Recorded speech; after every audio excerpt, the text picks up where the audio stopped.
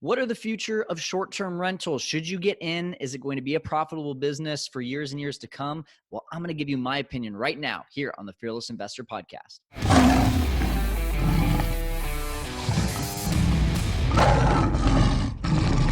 Hey everyone, welcome into the Fearless Investor Podcast. This is probably going to be my favorite episode that I've ever done because I'm going to talk to you today about an opinion that I have and predicting the future. That's not always something that I'm doing. I'm usually giving you strategies or bringing on people to give you strategies. But I'm taking a page out of the book of my good friend Michael Zuber, who is the host of One Rental at a Time. Name drop there because he does this all the time. He's always giving opinions and forecasting things. And he has a expertise in that. And I feel like I have an expertise in short-term rentals. So I want to give you my opinion on this. But before we do, if you're listening to this podcast as it's released today on Thursday, February 11th, then you have the opportunity to be a part of my webinar tonight, 6 p.m. Pacific Standard Time. So if it's February 11th, 2021, it's before 6 p.m. Pacific Standard Time, here's what your job is. Go over to Facebook, get into our Airbnb Masterminds group. If you're not already in that group, you need to be in that group. It's free and it's tons of resources just like this. We are having a free webinar at 6 p.m. that is going to be discussing how to build a six-figure business and empire in Airbnb without even owning properties, okay? So that right there in itself, 30 minutes, absolutely free, tons and tons of knowledge coming your way. It's my 3 secrets on how to build that. That right there needs to be something that you're a part of. So go join our Airbnb Masterminds Facebook group. And right there, one of the first things you'll see is the ability to be able to join that webinar. Now, if it's after February 11th or it's after 6 p.m. on February 11th, still just join the group. Like it's just such a no-brainer for great knowledge and great collaboration with a lot of Airbnb hosts. So let's get into this thing because I'm excited to talk to you about where I think the future of short-term rentals is going. But in order to understand the future, I think just like anything, even though it was my least favorite subject in school, we have to understand the history. So we can use the history to predict the future is really, now that I'm out of school, I'm like, oh, that's what history class was for, not just to memorize names. Anyway, long story short, let's jump into this. The funny thing is, I think a lot of people think, short-term rentals, Airbnb, that's only been around for like 10 or 15 years. Guys, short-term rentals were not called short-term rentals back in the day. They were called vacation rentals. And it really became popular in the 1950s when vacation rentals hit the market, and most of them were advertised in newspapers. And they were used as a way for people, just like today, to get away and to go to places that weren't hotels so that you could have your kitchen, you could have your living room, you could have privacy, and you're paying probably even a little bit more than a hotel. Today, it's a little bit flipped, right? We go to vacation rentals, short-term rentals because we save money compared to hotels. But, fast forward about 45 years later, whereas before all of these were being advertised in newspapers, now suddenly we have our very first online version of vacation rentals. And that is, believe it or not, this was shocking to me. VRBO was the first one to come out on the scene. I thought they were just briefly behind Airbnb, but when I did the research, 1995, VRBO, which stands for Vacation Rental by Owner, also news to me, because I don't really use VRBO. I've just started using it. But anyway, 1995, they became the first one online. 1 year later, Booking.com became the next. And then in the mid-2000s, we had HomeAway, which purchased a lot of these other ones like VRBO. And they kind of collaborated and joined all these different platforms. And HomeAway is kind of the parent company of those. But it was in 2008 when Airbnb came along as a startup in San Francisco. Year one in 2000, or after year one in 2009, they had over 10,000 users, and they were mainly couch surfing. It was not really seen as a way. When Brian Chesky made this business of Airbnb in San Francisco, in the Silicon Valley, he basically said, hey, I want people to be able to go from couch to couch and be able to, travelers, bachelors, college kids, be able to have an affordable way of going from place to place. That's all Airbnb was supposed to be. But fast forward to today, we've had as many as 4 million listings and users on Airbnb. in the last basically 13 years. Pretty powerful. And it really has become the juggernaut. So since Airbnb's boom, here's what we've really noticed. The average person can now pay for a majority of their own mortgage with their Airbnb income, whether they are call it business travelers and they're going away all the time and they can rent out their house while they're gone, or they can have someone come in and live in that one of the rooms for a few nights. A majority of that mortgage can be paid off. Or what, like a lot of my friends, what they do is they'll buy a home, they'll live in it for a year, maybe Airbnb in a room, and then they save up some money and they go buy another house, but they keep that other house as a primary home or a secondary home with a great rate. And now they're renting it out and making great money as a rental. And that can be done through Airbnb. That's what we've noticed is it's now an opportunity for entrepreneurs really to get into the quote unquote share economy. And suddenly before you know it, people like myself go from 0 to 25 rentals, 0 to 20K passive net income on a monthly basis. I did it in under 18 months. Some of these people are doing it even faster than me. And the opportunity is there. Like it has opened up this completely new world that entrepreneurs didn't have until really 2008 was when it came on the scene. But let's be real, really didn't get popular until about 2014, 2015. I remember when Uber came out, Uber was being called, the Airbnb of cars. And so that's how powerful Airbnb is, right? It's become such a tool that people compare it to other emerging big time things. And I remember not only sharing it that way, but other people sharing it that way. Hotels have had to find a way to keep up. Like this has been one of the biggest impacts. And one of the things that I learned just through doing the research, especially in 2014 when Airbnb really, really became popular, hotels just saw drops. They saw not major drops, but significant. We're talking 3 to 4% of their revenue dropped because people were starting to see vacation rentals, short-term rentals, Airbnb rentals as a preferred way to travel. And ever since then, we've just seen demand go up and up and up. So hotels are really having a tough time keeping up. That's one thing. And again, we're going over what have we noticed since Airbnb came on the scene. Again, we're still in the history part. I'm going to get to the opinion here in a little bit. Neighbors have had to learn how to live next to these homes, which some are managed well and some are not managed well. So one of the more negative things about Airbnbs, you get someone who doesn't know how to manage an Airbnb. They're letting anyone and their mom in. Before you know it, there's drug deals, there's prostitution, there's parties. These are just the realities of Airbnb because it's the realities of hotels, right? It's the same thing.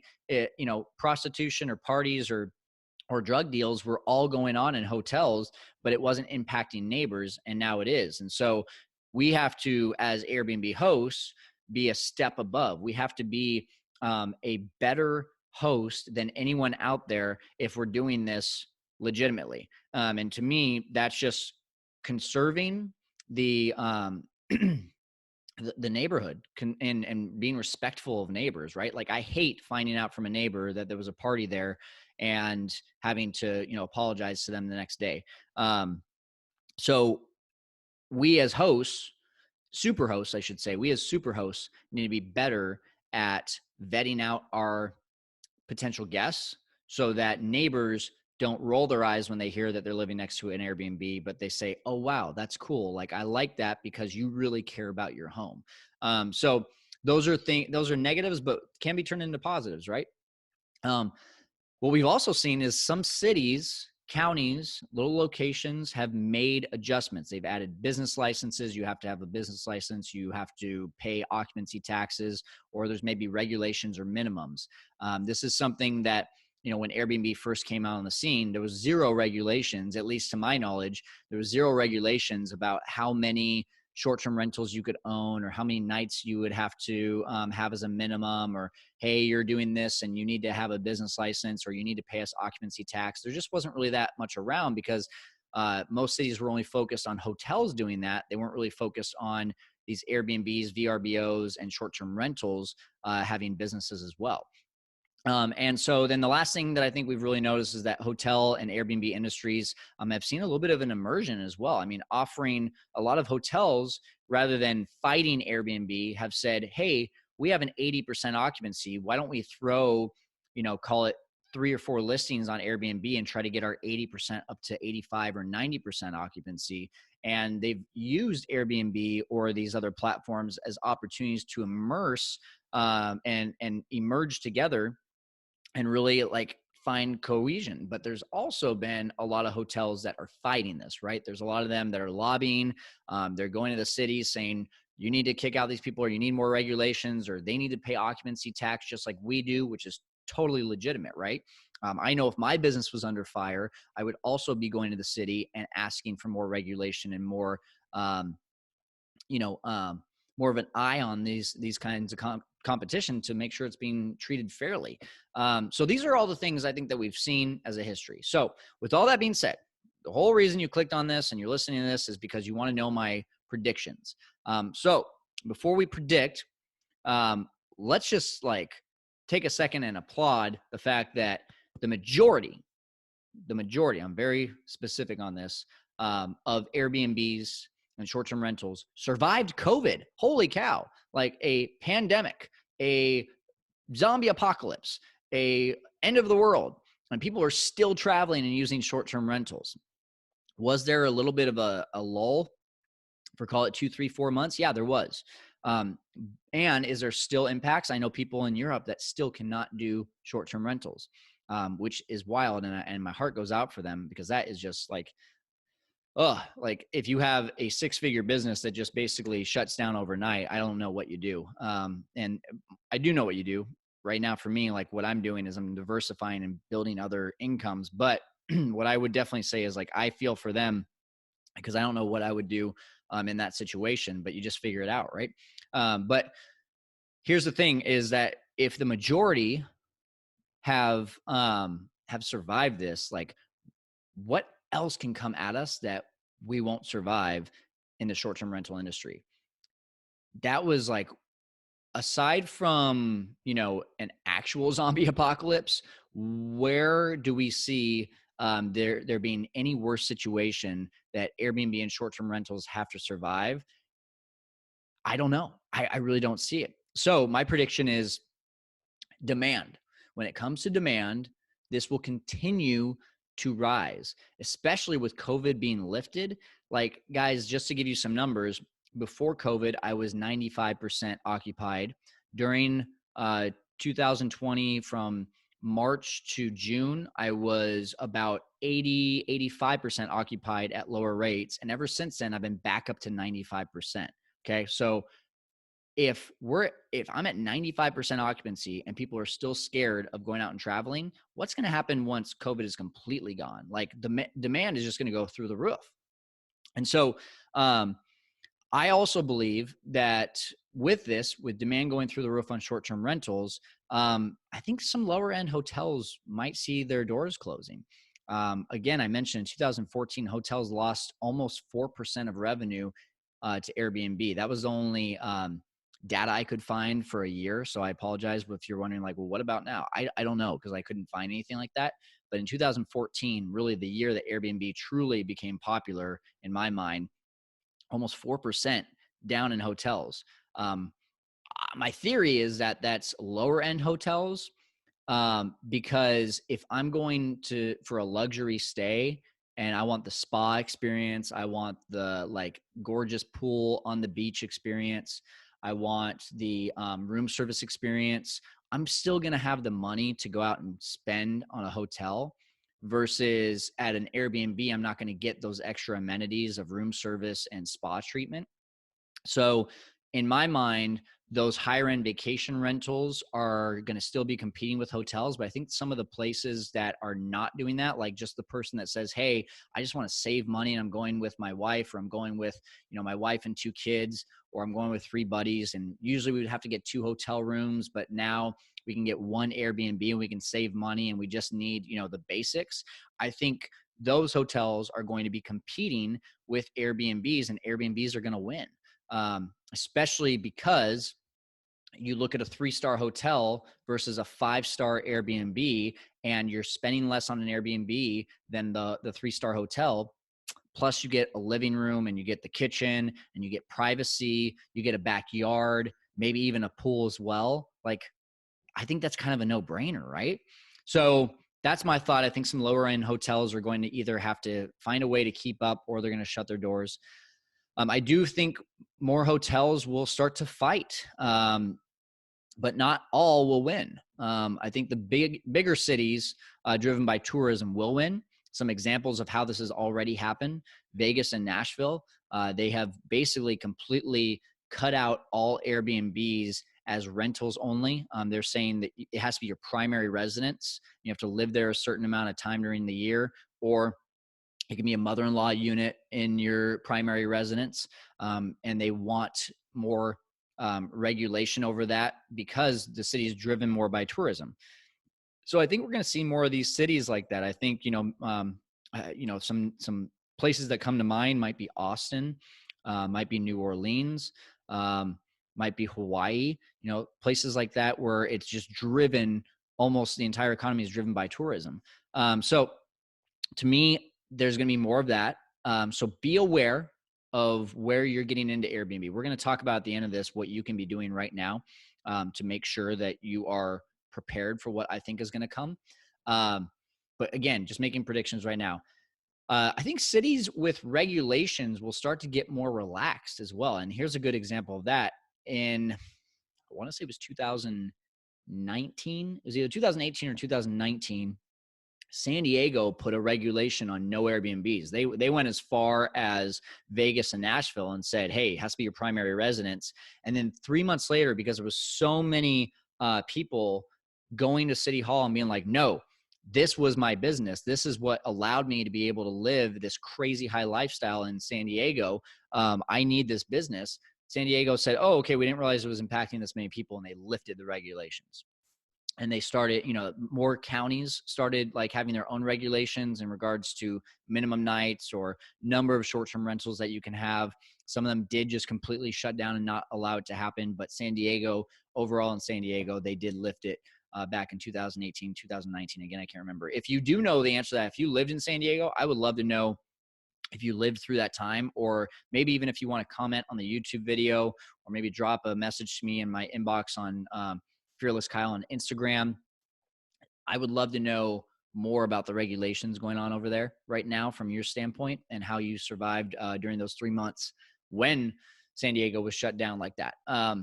So I think more cities will start to get relaxed like that. I think, a lot of these smaller LA counties that have completely shut it down will probably be like, okay, maybe instead of completely shutting it down, we say, just like a 30-night minimum or a 3-night minimum, or hey, you can have 5 rentals, you can't have more than that.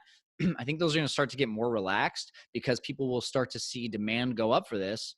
And they're going to see, well, hey, all these hotels can only hold a certain amount. So we need this overflow to maybe go to the Airbnbs, but we shut those down. So why don't we bring them back?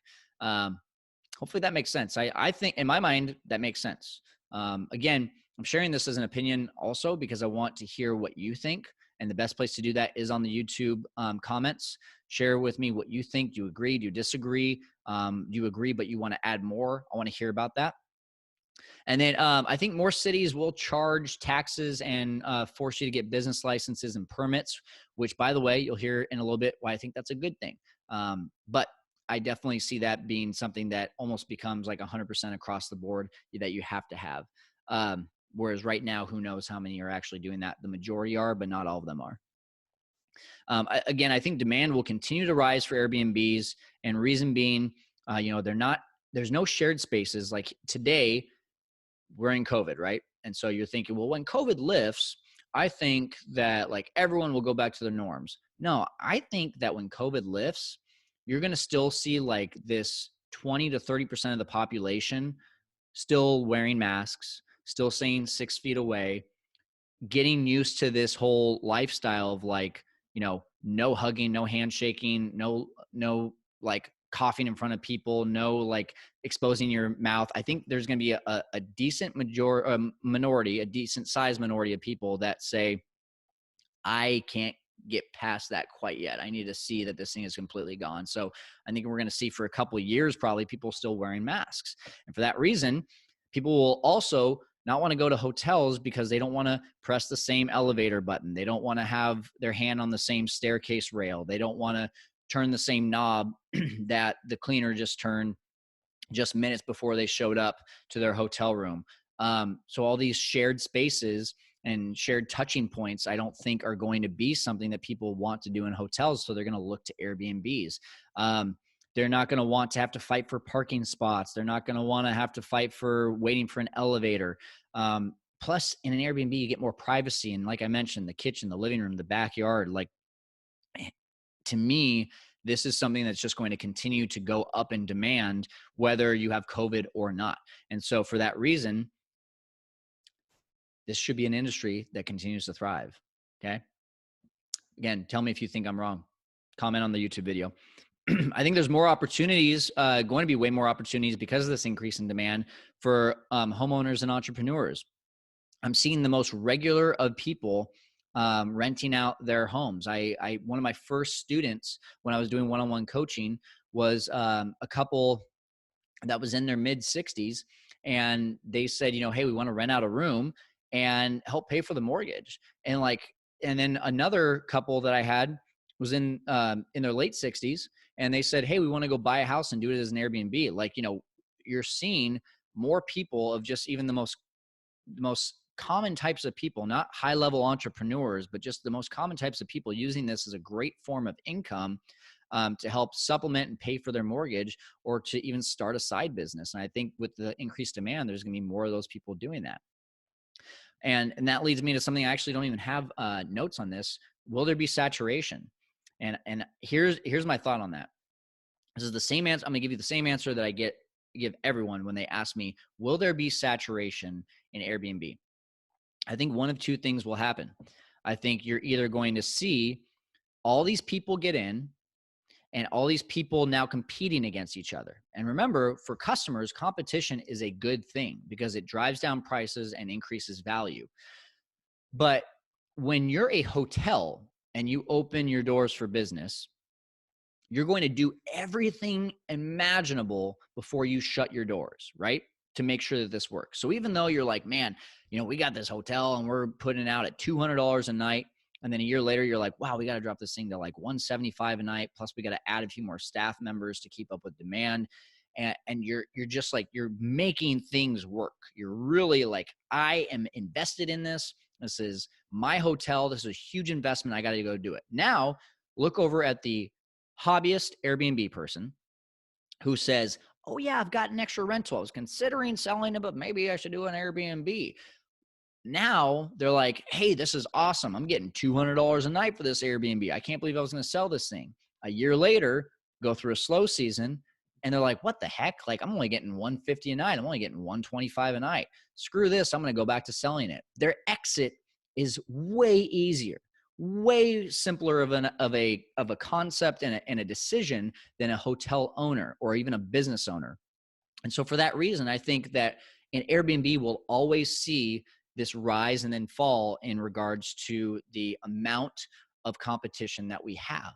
And so when you see someone who's like, hey, I just got into an Airbnb and it's going to be a business of mine and I'm going to build this thing, I'm going to get to 20 units, like, ride that wave and understand that there's going to be some lows, there's going to be some highs, but when the lows start to happen, that's when all of the hobbyists are going to leave. And they're going to get out and they're going to say, forget this. I'm going to go and just sell my house and keep it as a rental. So A, that's going to happen.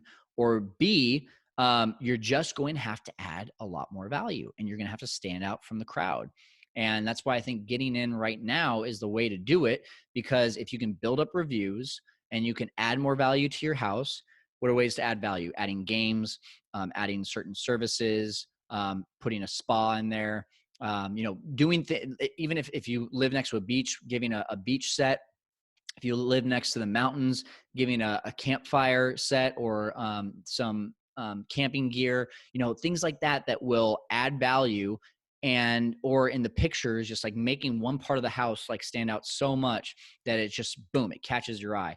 And so it's just marketing, right? It's being able to market your place a little bit more, add more value, and get great reviews so that when people go to book and they're like, $150 for a 4-star or $200 for a 5-star, plus they have X, Y, and Z, no brainer. I'm going to go with the person with more value. So you're either keeping up or you're getting out. That's what I think. All right. So what should you do right now? I've made my predictions. Love to hear your thoughts on that. But what should you do now? To me, you should get in right now. You should be working on building a profile that gets to Superhost and gets tons of reviews on each listing, so that when you start building more listings, people can see those other listings and see how great reviews they have and how you have over 50 reviews on places. I think getting in now is the way to go, because this is going to be an industry. You've seen the demand. Here in my city alone, we saw our supply of Airbnbs triple in just over 2.5 years. Okay. Triple. That's a lot. So what's it going to do? If that triples again in the next 2.5 years, which I don't think it's going to do because of exactly the theory I just talked about, but even let's just say it just grows by, call it, like 15-20% every year. You want to get in now so that you're not fighting with those juggernauts by the time you get in. So what's the best way to get in right now? Download my course. And if you're, once again, I said it at the beginning, if you are listening to this and it is February 11th, 2021, before 6 p.m. Pacific Standard Time, go on to the Facebook group and apply or register for my 3 secrets to building a 6-figure Airbnb empire. It's a free webinar tonight. It is going to just blow your mind with the 3 secrets that I have. Will be just such gold that I've never shared even with any of my students, because I really just sat down and thought to myself, what are the 3 things that I could take away that could really just like, boom, those are like the reasons why I built a 6-figure business. And I put it into one webinar for free for 30 minutes tonight. That, aside from downloading my course, is a great place to start. So go over Airbnb Masterminds on Facebook, get in there, register for the course. If you don't listen to this in enough time, then just still get into that group and start posting your questions and see all the resources and the amazing people that we have in that group that are answering questions. It's just a great free resource for you. But the course, right now, 20% discount. Go over to fearlesskyle.com and you're going to go on the Airbnb tab and you're going to click on the Airbnb Kickstart Mastermind. Kickstart course. You can do it. You can learn this business without even having to own a property. And that's how I was able to get in. If you don't know my story, 0 to 25 properties in under 18 months. That's 0 to over 20K net income in under 18 months. And I would say about 80% of those I don't even own. So you can do the same thing. I paint that path right there on the course, from raising money to how to find and evaluate a property, how to talk to landlords, how to manage the properties, how to list the properties, how to automate the process, how to scale it, how to arbitrage, how to own, how to manage, all these different things. Like literally, people keep telling me, and so far in this course, our average student, and keep in mind, this is a small sample size. We have right around 15 people that have purchased the course in the last 3 months. The average student is getting a property in under 6 weeks of downloading the course. That's really, really strong. So if you can get a business started, which by the way, it's under $1,000 for the course plus group coaching, you can get a business started that can create $1,000 or more of passive income every single month right away and only cost you under $1,000 to get in. Like, to me, that's a no-brainer. So again, fearlesskyle.com, go over to Airbnb. And if my predictions are correct on all of this, then now is the best time to get started. So I hope that this has been something that I hope I'm right on all this, because this is a very optimistic way of looking at this industry. I am always optimistically realistic, a realistic optimist, however you say that. But I think with this situation, I really do think I'm right about this. And I think I have the history to show that this is going to be a industry that will last for decades and decades. And I don't think it ever will go away because of the way that our economy is going. The share economy, the people are becoming more private and staying in their own homes, and they want to feel like, they're in their own space. So I really feel like this industry is going to be here for years to come. So, long story short, make sure you're joining our Facebook group. Make sure you're going to fearlesskyle.com, seeing all the resources, including the course and the Airbnb Profit Calculator. And make sure you're continuing to just plug into all of our content here on social media at Fearless Kyle. I also just joined Clubhouse at Fearless Kyle. I'd love to be able to connect with any of you, and would love to help you to continue to conquer the world of investing and conquer the world of Airbnb. We'll see you next time.